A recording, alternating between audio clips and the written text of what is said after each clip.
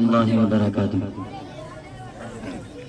بسم اللہ الرحمن الرحیم، الحمد للہ رب العالمین، والصلاة والسلام علی سید المرسلین وعلى آلہ واصحابہ مہدیین فمن تبعهم بإحسان إلى يوم الدین، اما بعد، قال النبی صلی اللہ علیہ وسلم۔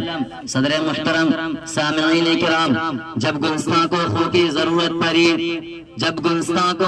ضرورت پڑی سب سے پہلے ہی گردن ہماری کٹی۔ اب کہتے ہیں ہم سے یہ اہل چمن، یہ چمن ہے ہمارا تمہارا نہیں۔ صدر محترم، سامعین کرام، آج میری تقریر کا موضوع جنگ آزادی میں مسلمانوں کے عظیم کارناموں کا ہے۔ ہندوستان کی داستان بہت طویل ہے، سمجھ میں نہیں آتا کہ ہندوستان کی داستان جنگ آزادی سے قبل یا بعد پر روشنی ڈالوں یا اس دور کے باطل فرقہ پرستوں سے شروع کروں جنہوں نے نفرت و تعصب کی آگ بھڑکا رکھی ہے، جنہوں نے مسلمانوں کو قدم قدم پر علام و مصائب کے خوفناک طوفان میں جھلسا کر رکھا ہے، مذہبی رسوم بجا لانے میں طرح طرح کی رکاوٹیں پیدا کر رہے ہیں، گویا کہ مسلمانوں کا نام صفائے ہستی سے مٹانے کی کوششیں کی جا رہی ہے۔ دیوان باطل میں بیٹھ کر فسطائیت کے حامی فرقہ پرست افراد ہندوستان جنت نشان اسلام و حامیان اسلام کو مٹانے کے لیے سرگرم عمل ہے، ہر موڑ ہر شارع عام پر مسلمانوں کے عزت و آبرو کو پامال کر رکھا ہے، قتل و غارت گری کا بازار گرم کر رکھا ہے۔ اس لیے میں مناسب سمجھتا ہوں کہ جنگ آزادی سے پہلے کا بھی کچھ آئینہ دکھلاتا چلو اور جنگ آزادی کے بعد کا بھی، تاکہ آپ کے سامنے روزے روشن کی طرح حیاں بیاں ہو جائے کہ مسلمانوں کی 950 سال کی حکومت، مسلمانوں کی 950 سال کے دور اقتدار نے کہاں اور کس پر ظلم کیا، کیا کسی ذات یا کسی قوم کے مذہب پر حملہ کیا ہے، کیا کسی کی عزت کے ساتھ کھلواڑ کیا ہے، کیا کسی جماعت کو فاقہ کشی زندگی گزارنے پر مجبور کیا ہے۔ لیکن جب سلطنت مغلیہ کا چراغ گل ہو گیا اور اپنوں کی بداعمالیوں کی وجہ سے ظالم و جابر برطانیہ غیر الہی کی صورت میں ہندوستانی حکومت پر قابض ہو گیا، تو اس وقت ہندوستان کی اقوام عموماً اور مسلمان خصوصاً انگریزوں کے خلاف آواز بلند کرنے اور تحریک چلانے کے لیے میدان میں آ نکلے اور مزید برآں کے انگریزوں کے خلاف محاذ قائم کیے۔ محترم حضرات، کیا آپ کو معلوم ہے سامراجی طاقت انگریز نے ہندوستان پر قابض ہوتے ہی کیا دعویٰ کیا تھا؟ شاید آپ کو معلوم نہ ہو، میں بتلاتا چلوں کہ انگریز نے بڑے فخر اور نہایت متکبرانہ شان میں سینہ تان کر کہا تھا کہ ہماری حکومت کا سورج کبھی غروب نہیں ہوتا، اگر ایک جانب غروب ہوتا ہے تو دوسری طرف طلوع بھی ہو جاتا ہے۔ یہیں تک کہ محدود نہیں بلکہ یہ ابلیسی قوم انانیت میں چور ہو کر ایک بات اور کہتی ہے، اگر آسمان بھی ہم پر گرجنا چاہے تو ہم اپنی حکومت کے طاقت کے بلبوتے پر اسے روک لیں گے۔ شاید حکومت برطانیہ نے اس قانون الہی ان اللہ لا يحب المتکبرین کو فراموش کر دیا تھا اور اس فرمان خداوندی ولا تمشی فی الارض مرحا کو ٹھکرا دیا تھا، اور یہ حقیقت لکل فرعون موسیٰ کو بالائے طاق رکھ دیا تھا۔ اسے معلوم نہیں تھا جب کوئی ظالم و جابر دین توحید کو مسخ کرنے کے ناپاک ارادے سے آتا ہے تو ابراہیم جیسا دین توحید کا پرچم لہرانے کے لیے کفن بردوش ہو کر مرد آہن پیدا ہوتا ہے۔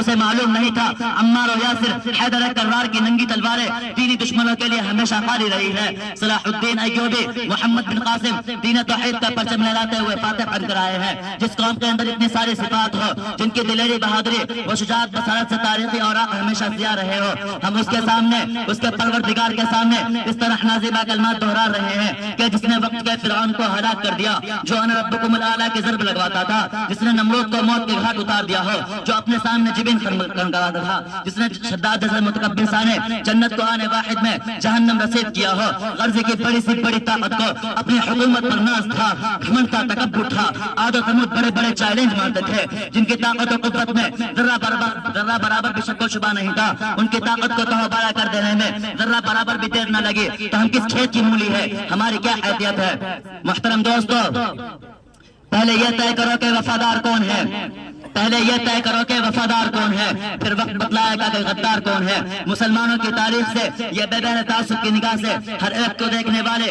یہ فرقہ پرست عناصر شدید بھول گئے کہ پرچم حریت بلند کرنے والے مسلمان تھے، انگریزوں سے لڑنے والے مسلمان تھے، آزادی کا نعرہ بلند کرنے والے مسلمان ہی تھے۔ کیا مٹھی بھر یہ فرقہ پرست جنوبی حفرہ بھول گئے کہ شاملی کے میدان میں مسلمانوں نے ہی جوہر و شجاعت دکھایا تھا؟ کیا تم مولانا حسین احمد مدنی کو بھول گئے؟ کیا تم محمود الحسن دیوبندی کو بھول گئے؟ کیا تم مجاہد ملت عبد الرحمان سوار بھی قبول گئے؟ کیا تم شیخ الہند حضرت مولانا عبید اللہ سندھی قبول گئے؟ کیا تم امام الہند مولانا ابوالکلام آزاد قبول گئے؟ کیا تمہیں ڈاکٹر ذاکر حسین بھی یاد نہیں؟ یاد تو ہوگا تمہیں منظر جلیہ والا، گھومتا ہوگا نگاہوں میں خونی نقشہ، کون تھا سینہ پر کھائی تھی گولی، خون سے کس کے وہاں کھیلی گئی تھی ہولی۔ آج تم کل کی ہر ایک بات بھلا بیٹھے ہو، قصہ قبانے کی حکایت بھلا بیٹھے ہو، لیکن آپ کیا سمجھتے ہیں؟ کیا جشن اور بہار کا یہ دن سونے کی تھالی میں سجا کر ملا تھا؟ کیا گلاب کے پھول قدموں پر برسا کر ملا تھا؟ کیا ایک دو انگلی کٹا کر یا دو چار گردنیں کٹا کر ملا تھا؟ جی نہیں، آپ پیچھے جائے تو آپ کو معلوم ہوگا ظلم و ستم کے ایک لمبی داستاں ملیں گے، خاک و خون میں لت طرف تلاشیں ملیں گے، دور دور تک درختوں پر لٹکے انسانی سر ملیں گے۔ مسلمانوں،